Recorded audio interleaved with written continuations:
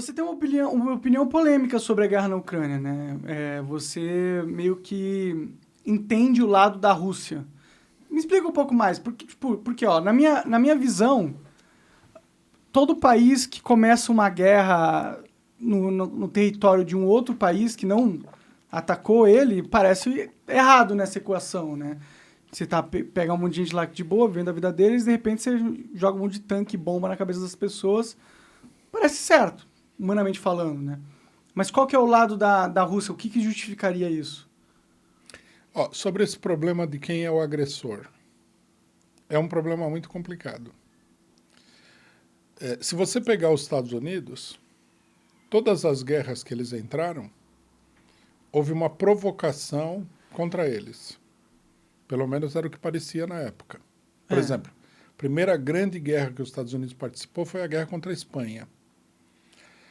Em Cuba, outras colônias espanholas. Eles travaram uma guerra contra a Espanha porque eles queriam tomar as colônias espanholas que ainda existiam no continente americano. Só que eles não tinham motivo para entrar na guerra. Então eles iriam aparecer como os agressores. O que eles fizeram?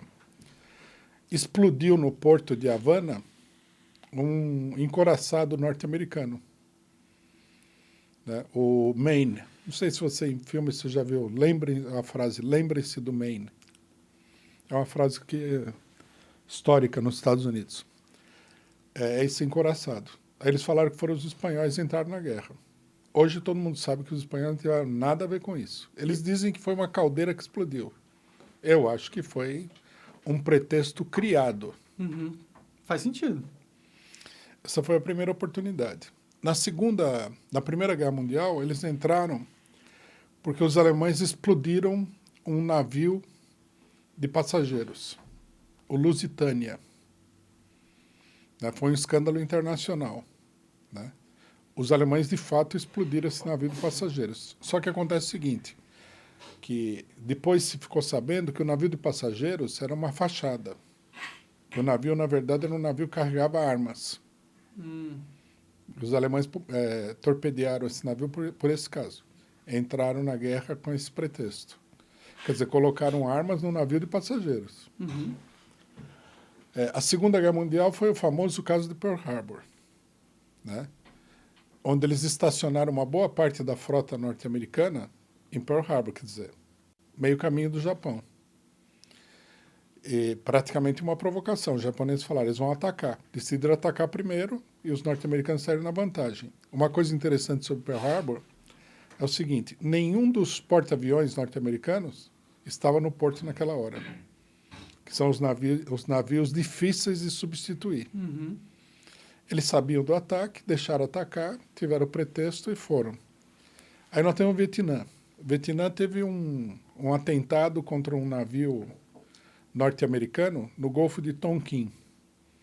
Depois um jornalista norte-americano muito famoso, não me lembro o nome dele agora, ele pegou documentos, né? Ele divulgou vários documentos da guerra no Vietnã. E um deles era que isso daí era um autoatentado. Não tinha acontecido nada. Eles mesmos explodiram. Eles mesmos explodiram o navio. Não, foi um pretexto para eles entrarem na guerra. Bom, e finalmente nós temos aí o Iraque e o Afeganistão, né? Foi a bomba de destruição em massa que eles alegaram que o Saddam Hussein tinha. Não, e as Torres Gêmeas. Ah, sim. Você acha que as Torres Gêmeas também foi um autoprovocado?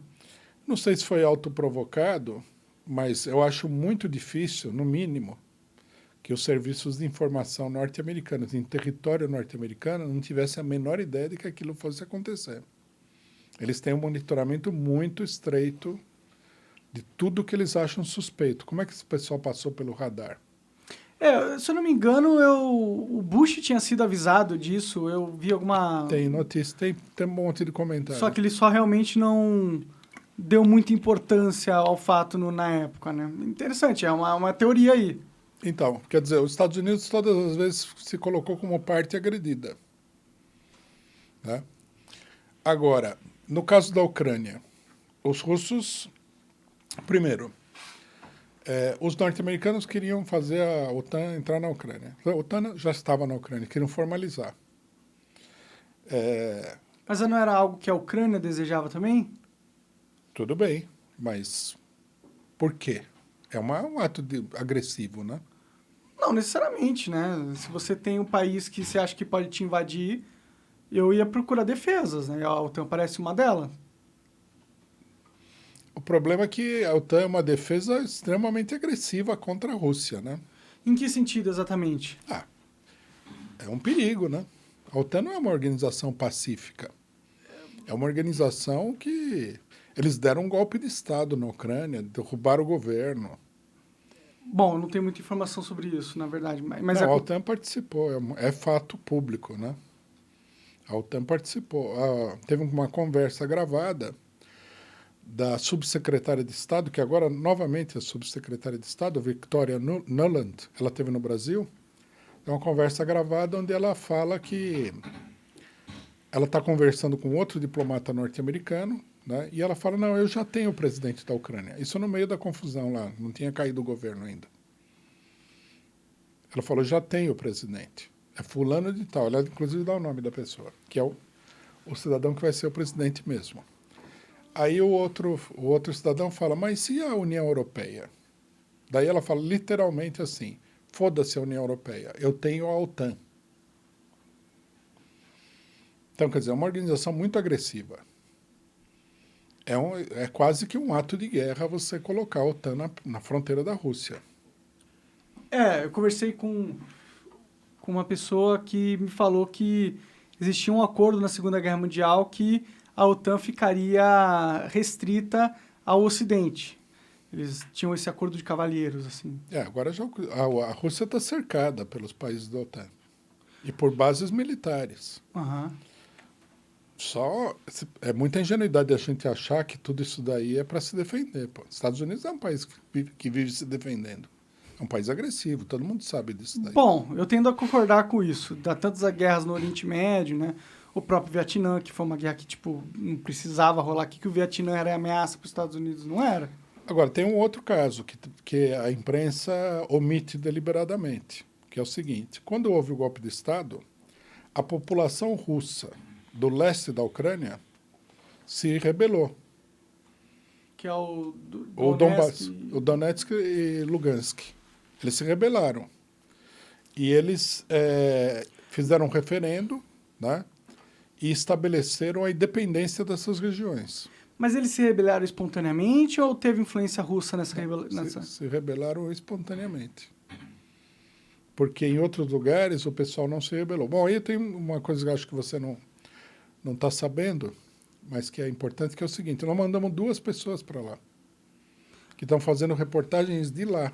Lá na Ucrânia? Eles estiveram em Lugansk. Ah, entendi. Eles estão na Rússia agora.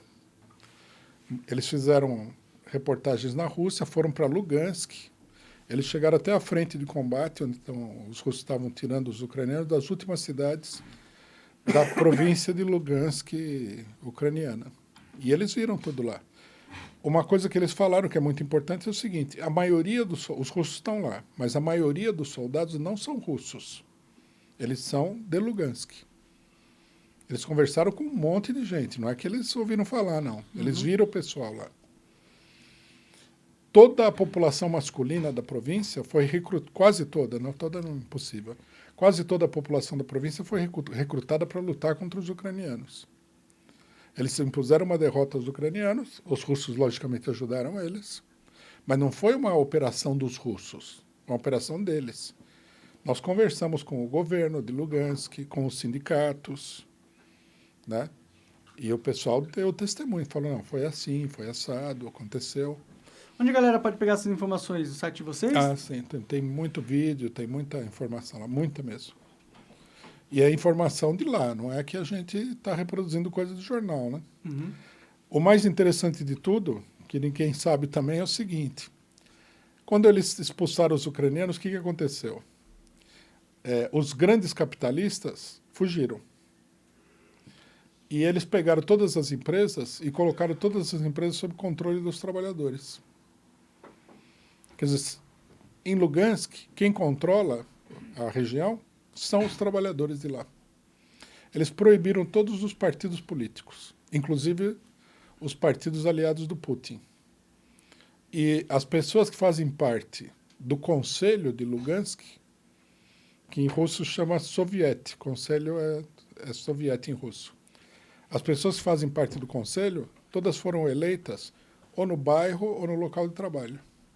E as eleições foram livres? Não, eleições livres. Ninguém foi eleito por nenhum partido.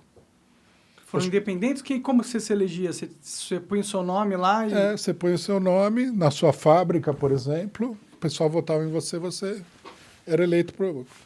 Você mora numa determinada região, o pessoal da região votava em você. Tudo gente comum. Não tem político profissional no governo. Imagina que maravilha que é isso. Diferente, realmente.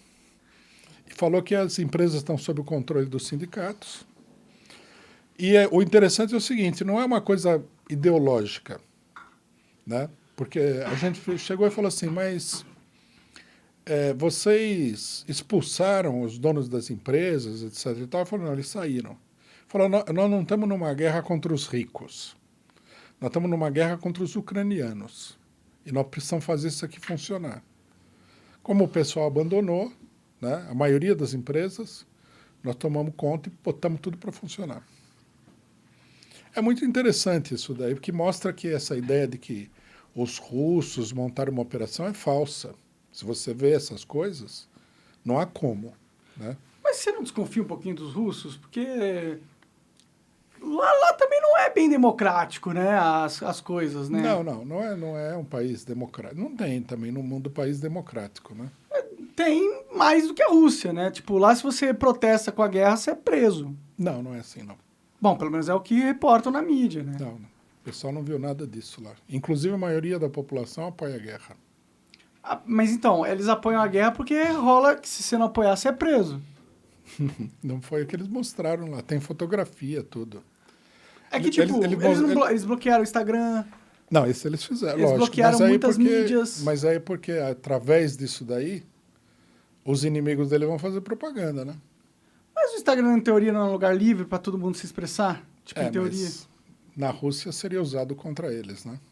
Entendi. Foi uma medida de guerra, né? O país está em guerra, eles tomaram uma medida de guerra. É que, sei lá, eu acho difícil acreditar que a Rússia, que o Putin, especificamente, não esteja fazendo um controle ali da mídia também. Não, ele procura, sim. Apesar de que na Rússia tem muita imprensa.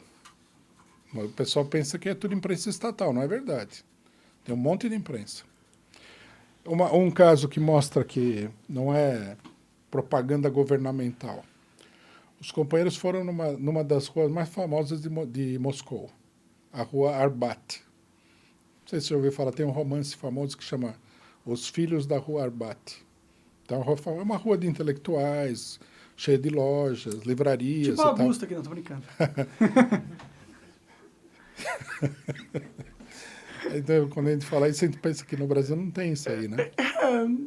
Bom, realmente, se eu parar pra pensar num bairro que reúne os intelectuais, eu não consigo pensar em um, realmente, de verdade. Não tem. É um problema, né? Mostra que a intelectualidade está muito... Fora de moda. Fora de moda e dispersa, né? Sim. Eles foram nessa rua e eles mostraram uma loja qualquer, não é loja do Estado.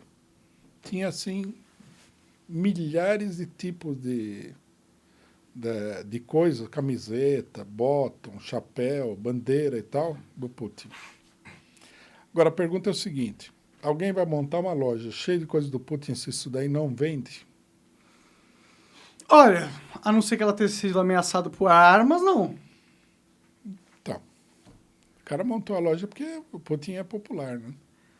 Eu entendo. Mas é que, sei lá, você concorda comigo que não é um país muito democrático e que a imprensa não é livre lá, de verdade?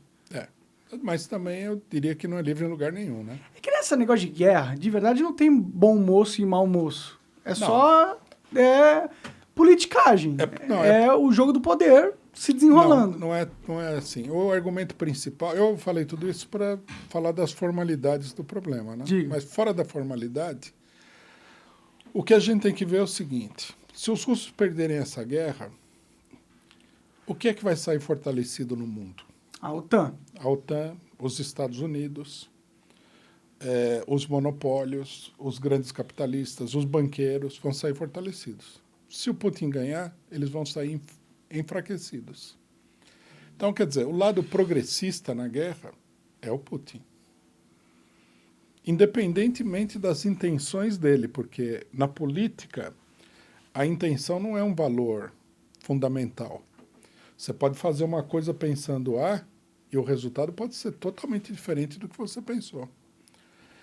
Então, é por isso que nós estamos do lado da Rússia. Se a Rússia perder a guerra, que eu acho que é uma coisa impossível de acontecer, o que vai acontecer? Vai ser fortalecido o poder daqueles que mandam no mundo, que transformaram o mundo todo no que ele é hoje.